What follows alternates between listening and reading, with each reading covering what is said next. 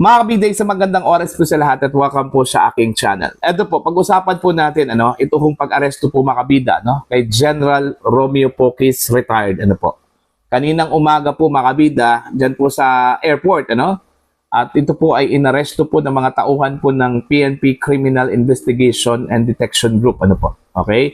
Dahil ho sa kasong inciting to sedition at rebellion Meron kasing inilabas na arrest warrant po mga kabida ang korte laban ho kay General Pocis. Kaya yun, inaresto po ito hong retiradong general mga kabida. Wala ho tayong problema po doon kasi proseso po yun legal na proseso po yun mga kabida. Pero dito ho sa pagkakalisto po mga kabida kay General Pocis, nagbukas po ito ng diskurso. Okay? Dahil kanina po bago siya inaresto, naglabas po ito ng pahayag po mga kabida kung saan po pinuna niya ito hong gobyerno dahil meron pong grupo o mga grupo mga kabida na tila mas matindi pa po yung kanila hong panawagan po mga kabida laban ho sa gobyerno. At sinight po niya ito hong mga komunista po mga kabida kung saan hayagan po nilang binatikos po ang gobyerno, gusto ho nilang pabagsakin po ang gobyerno, nanghihikayat po mga kabida na sumali ho sa kanilang grupo para ho pabagsakin po ang gobyerno mga kabida. Okay? Bakit hindi ho sila kinasuhan daw mga kabida Yun yung punto po doon ho ni General Romeo Pocis. Siya mismo naghayag lang po ng kanyang saloobin po sa mga isyu ng lipunan, kagaya na lang po ng isyu po ng corruption, kinasuhan kaagad mga kabida Eto, babasahin ko lang po itong article po ng Ambalita ngayon mga kabida Yun ngang mga komunista nagmarcha at publicly naghihikayat na sumali sa NPA para pabagsakin ang gobyerno ay hindi naman kinasuhan ng inciting to sedition at rebellion. Ako lang na nagsilbi ng marangal sa bayan, ang kinasuhan, hindi sila.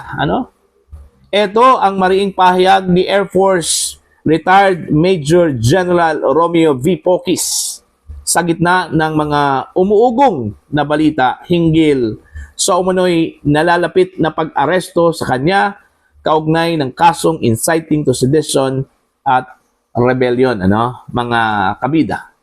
Alright, ito, sinabi po niya ito bago po siya inaresto po mga kabida kaninang umaga.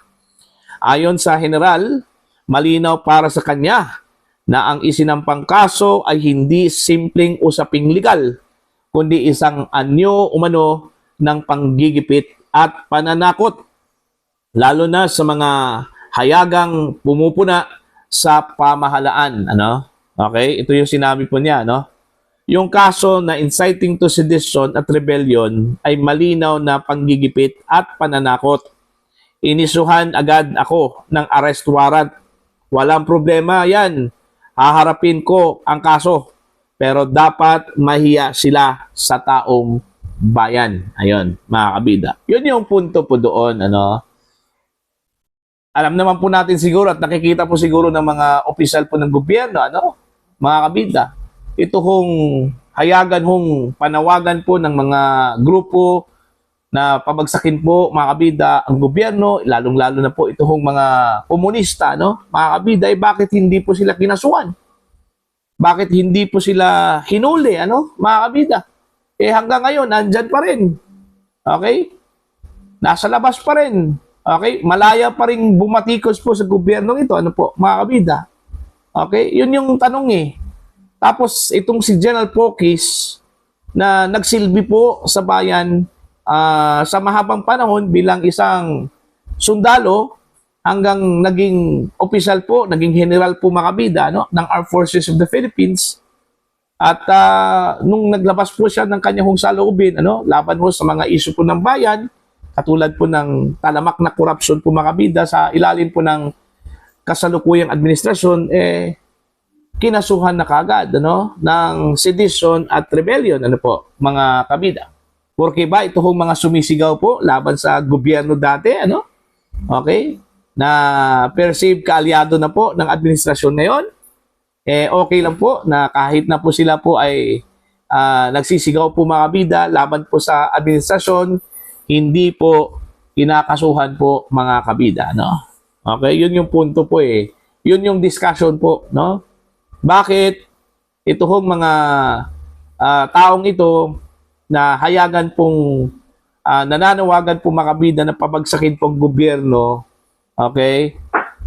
Nagre-recruit po ng mga kasamahan po nila mga kabida, bakit hindi po kinasuhan? Alright, tuloy po tayo. Binigyan din pa na ang umano'y kawalan ng hustisya at pagpapatupad ng batas kung saan anyay ang mga sangkot sa malalaking katiwalian ay nananatiling malaya habang ang mga kritiko ng gobyerno ang siya umanong inuusig. Ang mga nagnakaw ng bilyon at trilyon ay libre at hindi nananagot.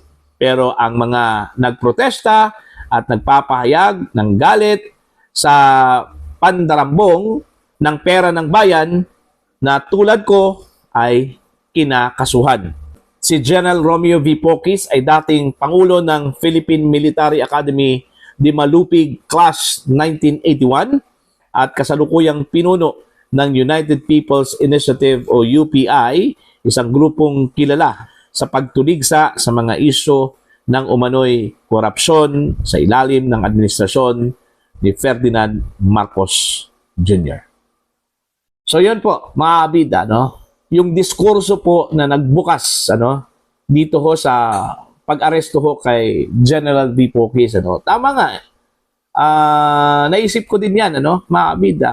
Bakit ito hong mga tao o grupo po na panay marcha dyan po sa kalsada po mga kabida, protesta dyan sa kalsada, okay? Nagsusunog po ng mga effigy, alright? Alam naman po natin na may batas tayo dyan, mga kabida, bakit hindi po kinasuhan ng sedition at rebellion? Kung tutuusin po, hayagan po yung kanila kong panawagan, mga kabida, na pabagsakin po ang gobyerno. Bakit hindi po ginasuhan? Bakit ito hong si General Pocis na malaki po ang contribution po, mga kabida, sa bayan po natin, sa bansa, kinasuhan kagad dahil lang po sa kanyang paglabas po ng kanyang saloobin, lalong-lalo na po nung kasagsagan po mga kabida ng mga kilos protesta po, okay? Dahil ho sa issue po ng corruption sa flood control projects mga kabida. Alright? Ito ba isang uri ho ng pananakot? Ito hong ginawa po mga kabida kay General Pocis, yung pagsampa po ng gobyerno, PNP, ng kasong sedition, mga kabida, at rebellion. Okay, wala na ba tayong karapatan na maglabas po ng ating saloobin? Wala na ba tayong karapatan na punahin po ang gobyerno, mga kabida, dahil ho sa hindi ho magandang ginawa ng ilang pong mga opisyal po, mga kabida, O kung gano'n, di komunista na po tayo, hindi na po tayo demokrasya na po, Ang pagkakalam ko lang po, mga kabida, hindi pa po nabago yung ating saligang batas, mga kabida. 1987 Constitution pa rin yun. Demokrasya pa rin ang sinusunod po natin. Hindi po komunista. Hindi po diktadorya po, mga kabida. Alright? Sabi po ni General Pocis, malinaw daw yan, mga kabida, na panggigipit, pananakot. Although ang sedition po ay bailable, wala hong problema yan. Bailable offense po yan, mga kabida, malamang. Baka ito hong si General Pocis po, mga kabida, nakalabas na po, nakapagpiyansa na po kanina, mga kabida. Pero naging sensationalized lang po talaga, mga kabida, ito hong pagdakip po kay General Pocis. Last Saturday pa po, pumutok ito hong balita, mga kabida, na by Monday, aarestuhin daw ito hong si General Romeo Pocis, at ang nag-utos daw, mga kabida, ito hong si Pangulong Ferdinand Bongbong Marcos. Hindi po ako naniniwala ho, nag-utos po si Pangulong Marcos po, mga kabida, kasi po, wala naman pong otoridad at kapangyarihan po ang Pangulo, para arestuhin ito hong si General Pocis, misnomer kasi yun ang meron pong kapangyarihan para arestuhin o dakpin po ang isang tao po mga kabida, ang korte. And since meron pong inilabas na arrest warrant ang korte, so definitely sila yung nagpahuli po kay General Pocis, mga kabida. Ang purpose po para sa warrant of arrest, kung bakit inilabas po yan ng korte po mga kabida, para magkaroon po ng jurisdiction po ang korte over the arrested person. Okay? Kaya nung pumutok itong balita mga kabida, nung Saturday, na ipapa-aresto daw ni President Marcos ito hong si General Pocis, ayon po kay Dr. Lorin Badoy, po mga kabida, hindi po ako naniniwala ho na si Pangulong Marcos po ang nag-utos. Kasi po, korte lang po mga kabida ang pwedeng mag-utos para arestuhin po ito hong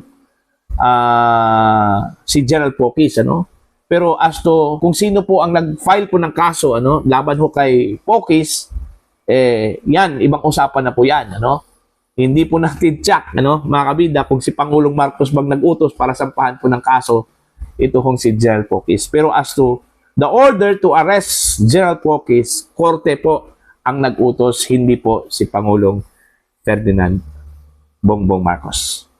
Okay? So pag ninilayan po natin yan mga kabida, pag-isipan po natin yan. Kung bakit po, mas madali lang po magsampa po ng kaso laban po sa mga kritiko po mga kabida sa gobyernong ito kaysa doon sa mga komunista mga kabida na lantaran po at halata po mga kabida yung kanilang seditious act laban po sa gobyerno, bakit hindi po sila kinasuhan ng sedition at rebellion? Please comment down. Sa mga hindi pa po subscribers sa channel, please subscribe. Just click the subscribe button, click the notification bell, click all para updated po kayo mga kabida sa aking mga uploads. Maraming salamat po sa inyo lahat.